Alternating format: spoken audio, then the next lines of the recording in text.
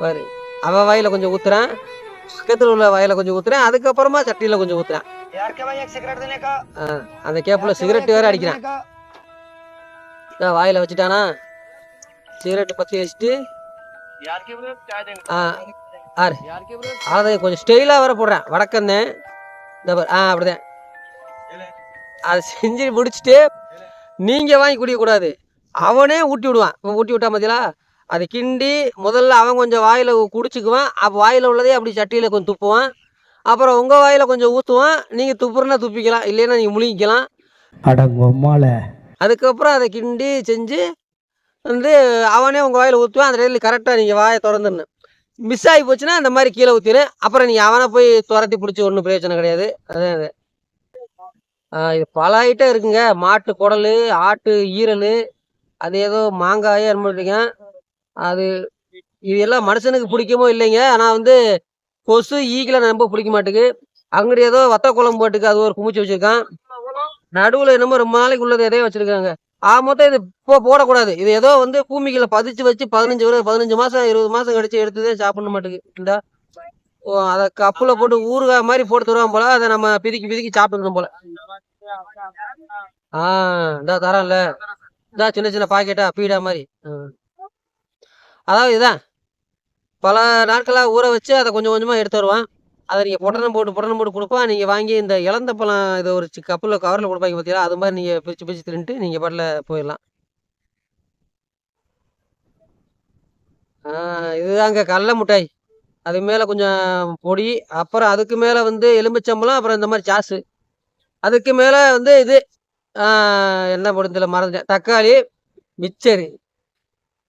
அதோட நீங்கள் சாப்பிட்லாம். இல்லை போல. அதுக்கப்புறம் ஏதோ பருப்பு வைக்கிறான். அதுக்கப்புறம் கொத்தமல்லி, மறுபடியும் சாஸு. அப்புறமா நீங்கள் திண்டுலாங்க. அதோட நீங்கள் வந்து சாப்பிடலாம். 2-3 ஐட்டங்கள் மேலே போட வேண்டியது இருக்கு. ஆக்சுவலாக இதை நாங்கள் வந்து 90s 80ஸ்க்கெலாம் பள்ளிக்கூடம் படிக்கும் பொழுது இதை சும்மா வாங்கி திண்டாவே நல்லா இருக்கும்டா. இதை ஏன்டா கவுத்தி போட்டு அது மேலே என்னென்னதே சாஸை ஊற்றி பொடியை போட்டு மேலே மிச்சரை போட்டு இவ்வளோ ஐட்டங்கள் போட்டு நீ கொடுக்கறதுக்கு அது அப்படியே திண்டா நல்லா தானடா இருக்கு. இது ஏன்டா இந்த வேலை சரி இல்லை, என்ன செய்யறதுங்கிறது தெரியாமே இதை செய்வீங்களா, இல்லை இதை சும்மா விட்டுட்டாங்களே இந்த முட்டாய் வச்சு எதையா செஞ்சு விடுமே செய்றீங்களா? ஏன்னா மிச்சரு தனியாக தின்றுக்கலாம், அது நல்லா டேஸ்ட்டாக தான் இருக்குது. இது எல்லாத்தையும் திண்டா எப்படி அந்த முட்டாயோட டேஸ்ட்டு தெரியும், மிச்சர் டேஸ்ட்டாடா தெரியும். சரி, இது மாதிரி ஒரு கிறுக்கு பையில் இருக்காங்க. நீங்கள் கடல மிட்டாய் வாங்கினீங்கன்னா 5 ரூபா என்னமோ சொல்லுவாங்க. வாங்கினா கப்புக்குன்னு வாயில் போட்டு மின்ட்டு போயிட்டே இருந்தீங்கன்னா அந்த சுவை இருக்குது, கொடுத்த காசுக்கு ஒரு ஒருத்தர் இருக்குது. இவங்க மாதிரி மிச்சர் 1/2 கிலோ வாங்கி பருப்பு இதெல்லாம் வாங்கி போட்டிங்கன்னா இது சரியாக வராது. அடுத்து இது வந்து தேங்காய் அந்த தேங்காய் இல்லை. இது வந்து நம்ம தேங்காயை வந்து இந்த தேங்காய் பூ இருக்குல்ல, தேங்காய் பூ மாதிரி கொஞ்சம் இன்னும் முத்த விட்டினா இந்த மாதிரி பழமாயிரும். அதுக்கப்புறம் அதை எடுத்து இந்த மாதிரி பக்கெட்டில் போட்டு அலசி தருவான். அலசி இல்லை, கரைச்சி தர்றேன் பாரு. ஆனால் பாய் பச்சை புல்ல கக்கா போன மாதிரிலாம் கரைச்சி வச்சுருக்கேன். அதெல்லாம் அப்படி கரைச்சி அதுக்கப்புறம் புளிஞ்சு அதை எடுத்துட்டு, ஆனால் இந்நேரம் பாதி பேர் வாந்தி எடுத்துருப்பேன். அதையும் ஊற்றுறான் பாருங்க, கப்பில் ஊற்றி கொடுப்பான் போல. சீனி போடுவானான்னு தெரில. கொடுத்துட்டாங்க. இப்போ அதை எடுத்து மட்டும் குடிங்க, டேஸ்ட் அம்மாடி அத்துக்கிட்டு போயிடும். ஏன்டா தேங்காயை தின்றுக்கலாம், இல்லை தேங்காய் பூ ஆகுமே வெள்ளை கலரில் இருக்குமே அதை கூட திங்கலாம். இது என்னடா தேங்காய் பூவுக்கு அப்புறமும் ஏதோ ஒன்று பண்ணி இது தேங்காயானே தெரியல சத்தியமா. அதையும் தண்ணியில் போட்டு கரைச்சி அதை போட்டு புளிஞ்சு, ஐயோ அதை எடுத்து குடிக்கிறான். இது மாதிரி கொடுத்தா ஏதோ டேஸ்ட் இருக்க மாட்டேங்குது. இதை விருப்பம் உள்ளவங்க நீங்கள் வந்து செஞ்சு பார்த்து நீங்கள் சாப்பிட்டுக்கலாம், தப்பு இல்லை. அடுத்து சூப்பு, கோழி சூப்பு. இது மாதிரி சூப்பு வரைக்கும் குடிச்சிருக்க மாட்டியா, அப்படி ஒரு சூப்பு நான் உங்களுக்கு காட்ட போகிறேன்.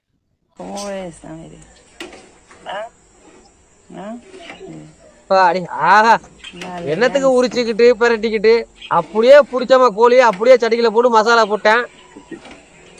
ஏன்னா அதை குடிச்சு உரிச்சு அதுக்கப்புறம் அதை வேக வச்சு கொதிக்க வச்சு இடிச்சு அது போட்டு சூப்பு, அது சத்துப்புலாம் போயிடும். நீ ரெக்கையோடு அப்படியே கோழியை தூக்கி போட்டிங்கன்னா அந்த தீ வந்து அந்த மசாலா போட்டு அப்படியே சத்தை ஃபுல்லாக உறிஞ்சி உள் வச்சுக்கு. நீங்கள் அப்புறம் தண்ணியை சூப்பாகவும் குடிச்சிக்கலாம். குடிச்சின்னா 15 பேரை தூக்கி போட்டு அடிக்கலாம். அதுக்கப்புறம் நீங்கள் அந்த கோழி எடுத்துக்கொண்டு போய் பிச்சு போட்டு குழம்பு வச்சுக்கலாம். இல்லை அப்படியே திங்கலாம். அடுத்த இதில் சொல்லுவாங்க அவங்க, ஸோ இந்த மாதிரி சாப்பாடு வந்து நிறைய ஐட்டங்கள் வந்து வடக்குன்னு சாப்பிட்றாங்க. விட்டா நம்ம ஊர்லேயும் சாப்பிடுவாங்க போல. உங்களுக்கு பிடிச்சிருந்தா இந்த மாதிரி சாப்பாடு சாப்பிட்டு நீங்கள் வந்து ஆரோக்கியமாக இருப்பதற்கு என்னுடைய வாழ்த்துக்கள். மொத்தம் இதை சாப்பிட்டு நல்லா இருக்காங்கிறத நீங்கள் வந்து இந்த கமெண்டில் சொல்லுங்கள்.